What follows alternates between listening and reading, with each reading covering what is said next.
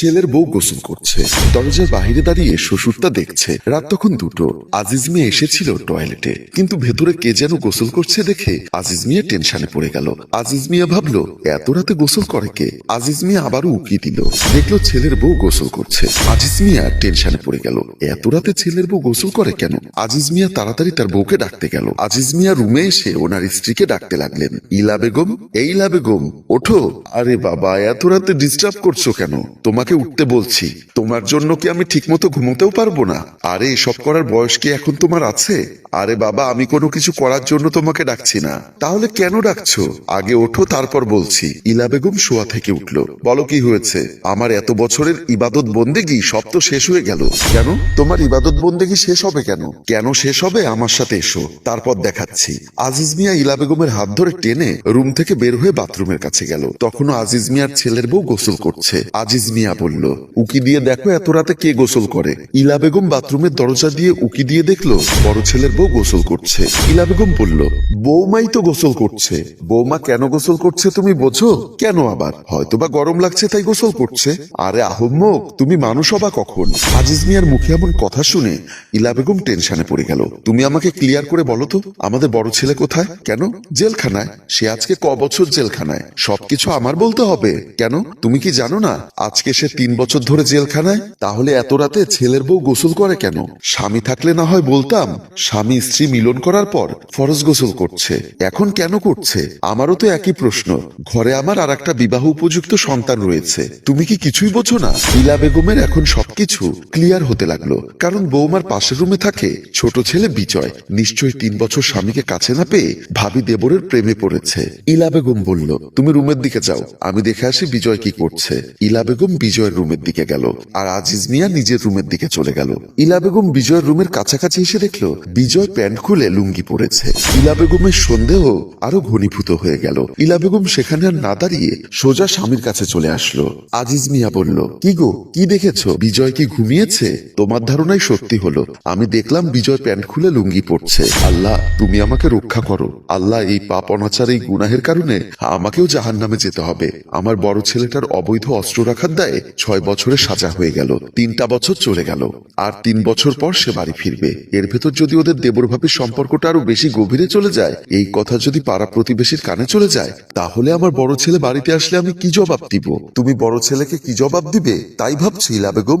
আমি ভাবছি হাসরের ময়দানে আমি আল্লাহকে কি জবাব দিব। যা হবার হয়ে গেছে, আমাদের এক্ষুনি লাগাম টানতে হবে। আজিজ মিয়া বলল, কিভাবে? কাল থেকে তুমি বিজয়ের সাথে ঘুমোবে, আর আমি বৌমার সাথে। এখন যা হবার হয়ে গেছে, এ নিয়ে টেনশন করলে তোমার প্রেশার আরো বেড়ে যাবে। এখন ঘুমিয়ে পড়ো। তারপর ওরা দুজন ঘুমিয়ে পড়ল। সকালে নাস্তার টেবিলে বৌমা নাস্তা দিচ্ছিল। আজিজ মিয়া এবং ইলা বেগম পাশাপাশি বসে নাস্তা করছিল। এমন সময় ওনাদের ছোট ছেলে বিজয় কলেজে যাওয়ার জন্য রেডি হয়ে আসলো। বিজয় বলল, ভাবি তাড়াতাড়ি নাস্তা দাও। শোন বিজয়, আমি আর তোর বাবা সিদ্ধান্ত নিয়েছি, আজ রাত থেকে তুই তোর বাবার সাথে ঘুমোবি, আর আমি বৌমার সাথে ঘুমোবো। হঠাৎ এই সিদ্ধান্ত কেন মা? আমি কোনো কৈফিয়ত শুনতে চাই না। বৌমা কোনো কথা না বলে চুপ করে দাঁড়িয়ে রইল। আজিজ মিয়া বৌমার দিকে তাকিয়ে বলল, বৌমা, তোমার শাশুড়ি তোমার রুমে ঘুমালে কি কোনো সমস্যা আছে? আমার সমস্যা থাকবে কেন? বিজয় বলল, আমার সমস্যা আছে। তোর কি সমস্যা সেটা আমি জানি, তবুও তোর বাবা আর আমি যে সিদ্ধান্ত নিয়েছি সেটাই হবে। তোমাদের এই বাড়াবাড়ি আমার ভালো লাগে না। বলেই বিজয় নাস্তা না করে উঠে চলে গেল। বিজয়, নাস্তা করে যাও ভাই। বৌমা, তোমার ওর জন্য এত দরদ দেখাতে হবে না, ও বাইরে কোথাও নাস্তা করে নিবে। বিজয় সিঁড়ি দিয়ে নামছিল, সামনে পড়ল এই বিল্ডিং এর নিচতলায় থাকা বিজয়ের প্রেমিক রাফি চৌধুরী। রাফি চৌধুরীকে দেখে বিজয় বলল, প্রতিদিন কলেজে যাওয়ার টাইমে এখানে দাঁড়িয়ে থাকতে হয় কেন? রাফি চৌধুরী বলল, যার জন্য করি চুরি সেই বলে চোর। কেন দাঁড়িয়ে থাকি বোঝো না? এমনিতেই বিজয়ের মন মেজাজ খিটখিটে, তার উপর রাফির এমন কথায় বেচারা ক্ষিপ্ত হয়ে বলল, তোমাকে আমার জন্য কে চুরি করতে বলেছে? আমি সবই বুঝি, কেন এখন আমাকে অ্যাভয়েড করছো? কি বোঝো তুমি? তোমার ভাই জেলে আজ 3 বছর ধরে। তোমার ভাবি তোমার পাশের রুমে ঘুমোয়। তোমাদের দেবর ভাবির মধ্যে যে কি চলছে সেটা আর কেউ না বুঝলেও আমি বুঝতে পারি। উল্টাপাল্টা কথা বলবে না। যদি তাই না হবে তাহলে তুমি ইদানিং আমাকে এড়িয়ে চলো কেন? বিজয় আর রাফির সাথে কোনো তর্কাতর্কি না করে সোজা সিঁড়ি দিয়ে নেমে গেল। রাফি বলল, সব কথা আমি সবার কাছে বলে দিব। তুমি বিজয় যদি আমার না হও, আমি কারো হতে দিব না। যথারীতি বৌমা এবং শাশুড়ি এক খাটে ঘুমিয়ে আছে। বৌমা ঘুমলেও ইলা বেগম তখনও ঘুমায়নি, কারণ ইলা বেগম আজকে হাতে নাতে ধরতে চায়। তাই ইলা বেগম ঘুমের ভান করে শুয়ে আছে। অন্যদিকে বিজয় আর তার বাবা একসাথে খাটে ঘুমিয়ে আছে। বিজয়ও ঘুমোচ্ছে না, সাথর বাবাও ঘুমোচ্ছে না। বিজয় এক পাশে ঘোরে তো অন্য পাশে আজিজ মিয়া ঘোরে। এক পর্যায়ে বিজয় বলল, এজন্যই তো আমি তোমার সাথে ঘুমোতে চাই না। এত রাত হয়েছে, তুমি ঘুমাওনি, শুধু এপাশ ওপাশ করছো। আমি না হয় বুড়ো মানুষ, বাহিরে চড়াই ঘুম আসছে না, তুই ঘুমোচ্ছিস না কেন?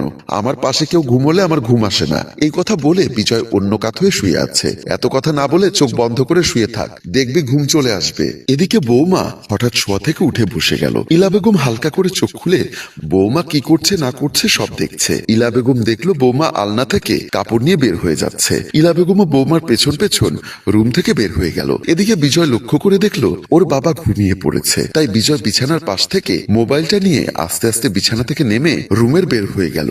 আজিজ মিয়াও ঘুম থেকে উঠে বসে মনে মনে ভাবলো, আল্লাহ, আজকে বিজয়কে আর বৌমাকে ওদের হাতে নাতে ধরবো, না হয় প্রতিদিন এদের অনাচার বেড়েই যাবে। তাই আজিজ মিয়াও ছেলের পেছন পেছন বের হলো। আজিজ মিয়া বাথরুমের সামনে এসে দেখলো ওনার স্ত্রী বাথরুমের দরজার সামনে দাঁড়িয়ে আছে। আজিজ মিয়া বলল, এই বিজয় এদিকে এসেছিল? হ্যাঁ, বিজয় যখন আমার সামনে দিয়ে গেল আমি তখন পর্দার আড়াল হয়ে গেলাম। বিজয় কোন দিকে গেছে? বেলকনির দিকে। বৌমা কোথায়? বাথরুমে গোসল করছে। নিশ্চয়ই গোসল সেরে বৌমাও বেলকনির দিকে যাবে, আর ওখানেই ঘটবে সর্বনাশ। চলো তো আমরা বিজয়ের পেছন পেছন গিয়ে দেখি। ইলা বেগম ও আজিজ মিয়া বিজয়ের পেছন পেছন গেল। ওরা দেখলো বিজয় বেলকনিতে দাঁড়িয়ে কাকে যেন মোবাইলে বলছে, কি করে তোমাকে ফোন করব? আজ থেকে বাবা আমার সাথে আমার রুমে ঘুমিয়েছে। কেন ঘুমিয়েছে সেটা তো আমি জানি না। ইলা বেগম আর আজিজ মিয়া দেখলো ওনাদের ছেলে কার সাথে জানি প্রেম করছে। বিজয় আবার বলল, এখন থেকে প্রতি রাতে বাবা ঘুমিয়ে গেলে আমি বেলকনিতে এসে তোমাকে কল দিব। চলো, আমরা এখানে দাঁড়িয়ে থেকে লাভ নেই, বৌমা কোথায় গেছে সেটা দেখি। ওনারা বাথরুমের সামনে এসে দেখলো বৌমা গোসল করে চলে গেছে। ইলা বেগম বলল, বৌমা তো বাথরুমে নেই, গোসল করে চলে গেছে, নিশ্চয়ই রুমে গিয়ে বিজয়ের জন্য অপেক্ষা করবে।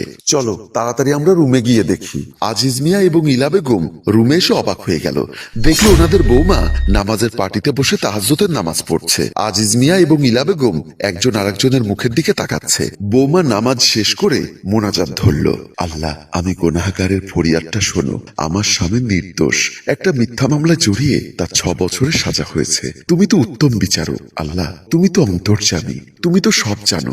আমি অভাগী যদি তোমার পাক দরবারে এতটুকু পুণ্য করে থাকি, সেই পুণ্যের ওসিলায় আল্লাহ তুমি আমার স্বামীকে বেকসুর খালাস করে দাও। আমার শ্বশুর শাশুড়িকে সন্তান দূরে থাকার শোক সইবার ক্ষমতা দাও আল্লাহ। আমার নিজের সন্তানের মতো দেবরকে জ্ঞান বুদ্ধি দিয়ে মানুষের মতো মানুষ করে দাও আল্লাহ। এই সংসারের রুজি রোজগার বাড়িয়ে দাও আল্লাহ।